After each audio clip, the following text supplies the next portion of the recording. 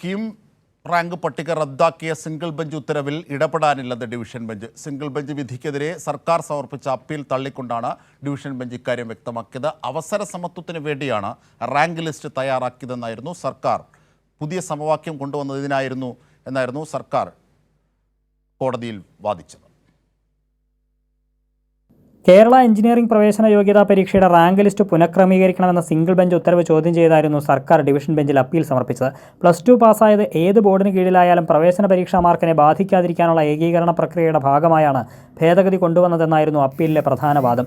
നിലവിലെ രീതി CBSE വിദ്യാർത്ഥികൾക്ക് മേൽക്കൈ ഉണ്ടാക്കുന്നുവെന്നാണ് പരാതി. അതിനാൽ വിദഗ്ധ സമിതി റിപ്പോർട്ടിന്റെ അടിസ്ഥാനത്തിലാണ് ഭേദഗതി നടപ്പാക്കിയതെന്നും അവസര സമത്വത്തിന് വേണ്ടിയാണ് ഒരു വിദ്യാർത്ഥിക്ക് പോലും ദോഷകരമല്ലാത്ത ഭേദഗതി കൊണ്ടുവന്നതെന്നും സർക്കാർ കോടതിയിൽ വാദിച്ചു.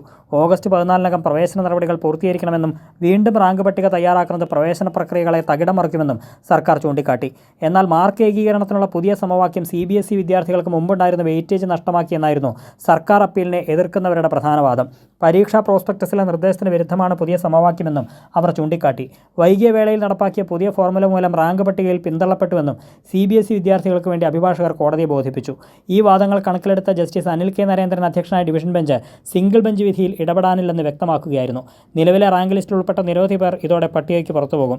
പ്രവേശന നടപടികളെ അടക്കം പ്രതികൂലമായി ബാധിക്കുന്നതാണ് വിധി. കൈരളി ന്യൂസ്, കൊച്ചി.